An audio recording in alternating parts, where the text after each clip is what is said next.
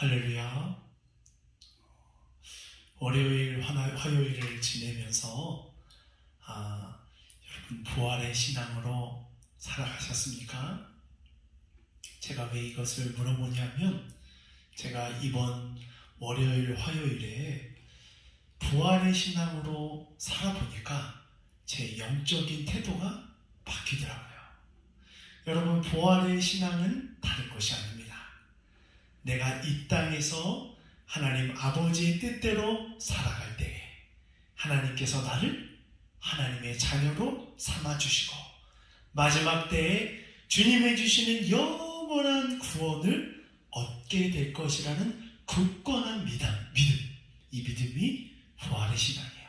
이 신앙을 제가 마음에 딱 안고 월요일, 화요일 살아가다 보니까 제 시선이, 영적인 시선이 이 땅의 가치관, 이 땅에 먹고 사는 것, 이 땅에 내가 누릴 수 있는 것에 관심을 두는 게 아니라 내가 이제 가게 될 하나님의 나라, 저 천국을 향하는 영적인 신앙으로 바뀌어지더라고요. 그래서 월요일, 화요일 새벽 기도하고 또 깨어 기도하는 가운데 하나님께서 계속 우리 성도님들이 주신 이 귀한 헌금, 부활절 헌금을 어떻게 하면 잘 쓸 수 있을까 지혜와 생각을 주시고요. 그리고 제가 다른 어떠한 때보다도 더 영적으로 깨어서 교회를 둘러보고 말씀을 준비할 수 있는 주님의 영적인 태도를 주시는 것을 보고 이게 부활의 신앙의 힘이구나.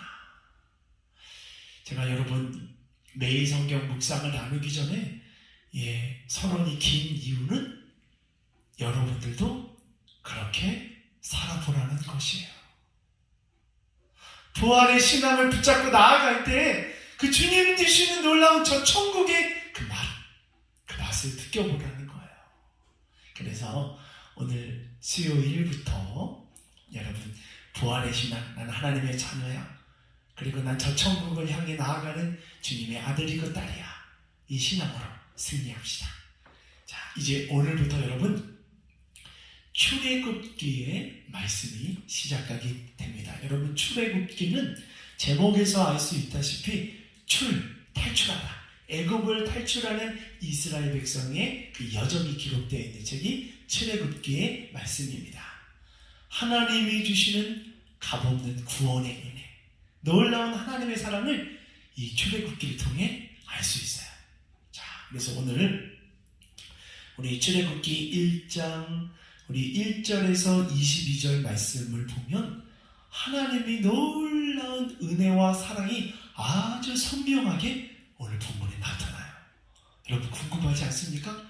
하나님께서 얼마나 이스라엘 백성을 사랑하고 그들에게 축복을 주기 원하는지 오늘 본문에 나와 있어요. 오늘 본문의 시작은 야곱이 자신의 자녀들과 함께 애굽에 정착하게 되는 본문의 말씀으로 시작합니다. 여러분, 이스라엘 백성이 애굽의 고센 땅에 정착하게 될 때 처음 정착하는 사람의 숫자는 70명 밖에 되지 않습니다.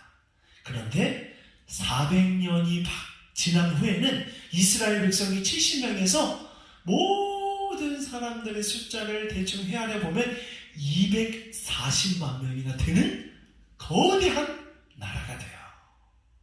어떻게 이 400년 동안 70명에서 240만 명이 될 수 있었을까? 그런데 놀랍게도 출애굽기 오늘 1장에 보면 이스라엘 백성이 240만 명으로 나아가는 것이 결코 순조롭지 않았음을, 쉽지 않았음을 보여주고 있습니다. 오늘 잠깐 배경을 설명해 주면 이스라엘 백성이 애굽 땅에 처음 거주하게 된 이유는 야곱의 아들 중에 요셉이 하나님의 은혜 가운데 애굽의 총리가 돼요. 그 아들 요셉의 지혜와 또 은혜 덕분에 애굽 지역의 고센 땅에 이스라엘 백성이 살기 시작했습니다. 그런데 시간이 점점 지나니까 애굽의 왕 중에 야곱과 요셉을 모르는 왕들이 나타나기 시작해요. 그러면서 그들이 이스라엘 백성으로 동지로 형제로 여겼던 그 마음들이 점점 퇴색되더니 어디까지 가게 되냐면 그들을 적으로까지 간주하게 됩니다. 그래서 10절, 11절 말씀을 보면 이스라엘 백성이 점점 그 인구수가 늘어나자 이들을 어떻게 생각하냐면 이들은 우리의 적이 될 수 있다. 그러니 이들의 인구수가 늘어나는 것을 막자, 방해하자. 그래서 그 방해하는 방법으로 두 가지가 오늘 본문에 등장합니다. 첫 번째는 무거운 짐을 지우게 하자. 고된 일을 하루 종일 시키게 되면 이들이 힘들어서 결국은 자녀를 많이 못하게 될 것이다. 그래서 오늘 본문에 보면 바로 왕을 위해서 성을 한 개도 아니고 두 개나 짓게 해요. 고된 일을 위해서 그 자녀를 낳지 못하게 합니다. 두 번째는 이스라엘의 산파들을 통해 이스라엘 여인들이 아이를 낳을 때 딸이면 살려두고 아들이면 죽이라는 정책을 바로 왕이 직접 이스라엘 산파들에게 명령을 내립니다. 어떻게든 이스라엘 나라의 번성을 막기 위해 내린 왕의 직접적인 명령이에요. 이렇게 이스라엘 나라의 왕과 이스라엘 나라의 전체가 이스라엘 나라의 번영을 막으면 막을수록 어떻게 돼요? 이스라엘 백성의 인구수가 줄어드는 것이 아니라 더욱더 번성하고 있음을 성경은 보여주고 있습니다. 7절 말씀을 한번 읽어볼게요. 이스라엘 자손은 생육하고 번성하고 매우 강하여 온 땅에 가득하게 되었더라.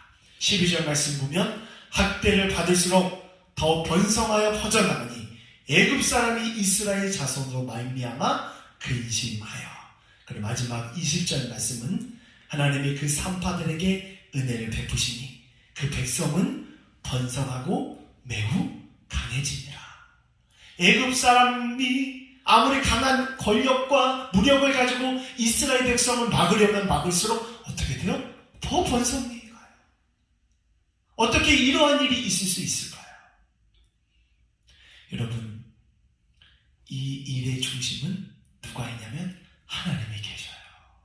창세기 15장에 보면 하나님께서 아브라함에게 약속한 약속이 하나 있습니다. 내가 네 백성이 저 하늘의 별과 같이 셀 수 없을 정도로 많게 되는, 번성게 되는 내가 축복을 주겠다. 하나님이 인간을 향한 이 축복은 애굽의 왕, 권력, 무력 앞에서도 막을 수 없어요. 하나님이 함께하기에, 하나님이 인간을 향한 그 축복은 세상의 그 어떠한 것으로도 막을 수 없음을 오늘 출애굽기 1장의 말씀이 우리에게 너무나도 선명하게 보여주고 있습니다. 사랑하는 옥토교회 성도 여러분, 우리가 하나님의 말씀을 붙들어야 하는 이유가 바로 여기에 있습니다.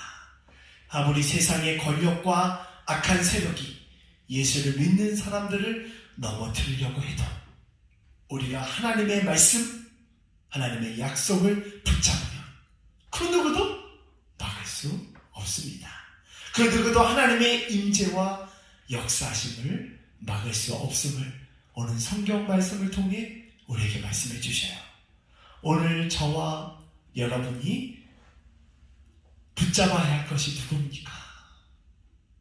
하나님의 말씀 아니겠습니까?